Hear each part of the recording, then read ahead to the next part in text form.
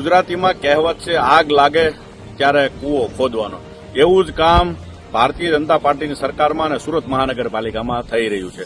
આપણે અત્યારે ઉભા છીએ આઇકોનિક રોડ, જે વરાછા સરથાણા ઝોન બી ની અંદર અમારી માંગ હતી ને પહેલો આઇકોનિક રોડ બની રહ્યો છે. ત્યારે એ રોડનું કામ 1 વર્ષ જેવું શરૂ થયું, 1 વર્ષ થઈ ગયું લગભગ. પણ અહીંયા જે પરિસ્થિતિ છે કે અહીંયા એક નાનો એવો ખાડી બ્રિજ હતો, કોઈ ભૂંગળાઓ નાખી વર્ષો પહેલાનો એક બ્રિજ બનાવેલો.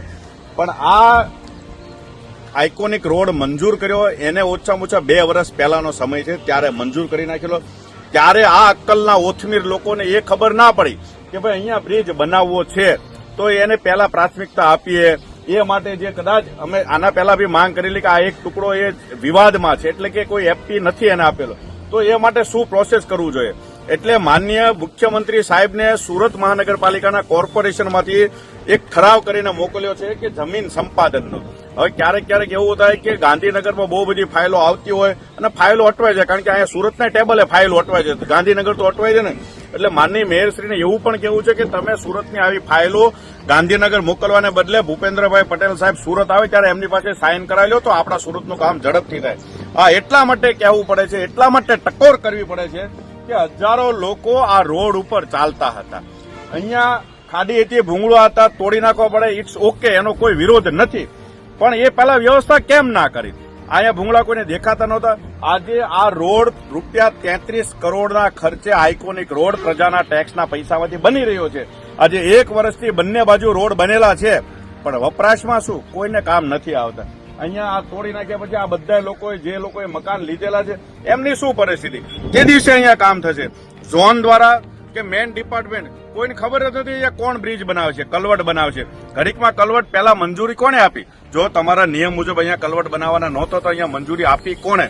આ 33 કરોડ રૂપિયાનું જે કામ છે એ 33 કરોડ રૂપિયા ચૂકવાઈ જાય ત્યાં સુધીમાં લાગતું નથી કે અહીંયા આ જનતાને કામ લાગી શકે. અને આ રોડ ઉપરની જે પરિસ્થિતિ અત્યારે આપણે જોઈએ તો અહીંયા દેખાતી છે કે લોકો વાહનો પાર્ક કરવા માટે કરે છે. આ આઇકોનિક રોડ નામ આપ્યું છે અને એ આઇકોનિક રોડનો ઉપયોગ અહીંયા વાહનો પાર્ક કરવા માટે થઈ રહ્યો છે.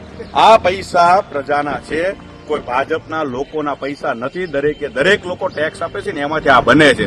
એટલે તમારું કદાચ બહુ મોટું કામ હોય, તમને બધા વિકાસના જે બણગા ફૂકો છો, બધી વાત કરો છો, તો વિકાસ શું આવો જ વિકાસ છે? એક કામને કેટલા વર્ષ ખેંચવાનો? આ રૂપિયા નાખી દીધા પછી પણ જો પ્રજાને ઉપયોગ ના થઈ શકતો હોય તો આ તો બુદ્ધિનું દેવાળું ફૂટ્યું કહેવાય. આ ગેરંટીઓ, ડીએલપીઓ પૂરી થઈ જાય છે, છતાં રોડ શરૂ થશે એવું ખબર જ નથી. જમીન સંપાદનના નિયમ મુજબ તમે કેમ હજી પણ 1 વર્ષ કરતા પણ પહેલા આ ઠરાવ કોર્પોરેશનને મુખ્યમંત્રીને મોકલી દીધો છે, તો કેમ સાઇન થઈને નથી આવતો? કોણ રોકે છે? કોઈ ભાજપના જ લોકો રોકાવા છે? કોઈ બિલ્ડરોને ફાયદો કરાવવા માટે રોકવામાં છે? આ તો અલગ બધા બિલ્ડરોએ પોતાની જમીનો લઈને પ્લોટિંગ કરી દીધું છે. એની અંદર જે પ્લોટ લીધા છે એ લોકોનું શું?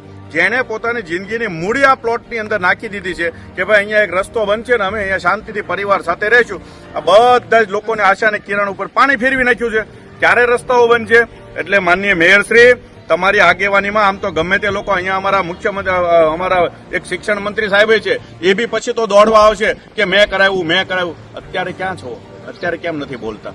કેમ તમારામાં તાકાત નથી? તમારી સરકાર છે, તમે એક ઓર્ડર કરીને શું જમીન સંપાદન નથી કરાવી શકતા?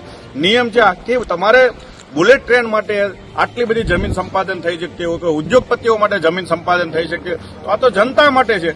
જનતાના રોડ માટે અહીંયા જમીન સંપાદનની જરૂર છે. અને કોર્પોરેશને ઠરાવ કરી નાખ્યો છે તો કોની? કોઈ વિમલના ઠેલાની રાહ જોઈને બેઠા છે કે કોઈ ઠેલાઓ મોટા ભરીને દઈ જાય પછી સાઇન કરીએ? એટલે આ પ્રજા અહીંયા હેરાન થાય છે. આ વાતને તમે સમજો ને તાત્કાલિક ધોરણે આ જમીન સંપાદનનું જે કંઈ અટકેલું હોય તો એને પાસ કરાવી, અને જે ડિપાર્ટમેન્ટ કાં તો બ્રિજ બનાવવાનો હોય તો એમની પાસેથી આની મંજૂરી લેવડાવવાની કામગીરી શરૂ કરાવડે, અને કલવટ બનાવવાના જોગ હોય, કલવટના એસ્ટિમેટ પણ 1 વર્ષ પહેલાના સેન્કશન થઈ ગયેલા છે, છતાં હજી એ પણ કામગીરી નથી થઈ. તો આ બધા એકબીજાને ખો આપવાની વાતો છે. એ ખો આપવામાંથી કાઢો, બધાનું સંકલન કરાવો. ખૂબ એટલે ખૂબ આ ટ્રિપલ એન્જિનની સરકારની અંદર અસંકલન છે, કોઈ જાતનું સંકલન છે નહીં. કોઈ પોતાનું સાંભળતું નથી. અને તમારા રિબિન કાપવાના કાર્યક્રમમાંથી બહાર નીકળી પ્રજા માટે કામ કરો એવી તમને વિનંતી.